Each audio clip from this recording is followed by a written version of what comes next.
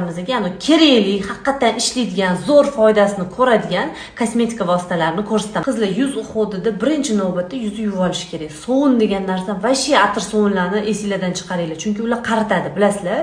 Yuz uchun mo'ljallangan penkalar, gellar bor. Aynan shulardan foydalaninglar. Shulardan bittasi mana NL brendidan penkasi bor.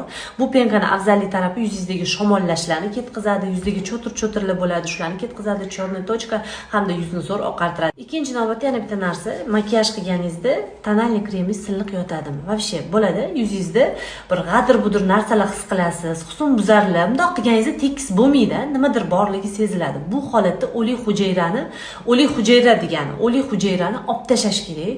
O'lik hujayra xuddi tovon kirlaganda tovoningizni olib turasiz, tovoningiz keyin silliq bo'ladi, yuz ham xuddi shunaqa. U narsani uncha-muncha narsa bilan ola olmaysiz. Faqat emzimli pudra yordamida olish mumkin. Qizlar skrinshot qilib olinglar.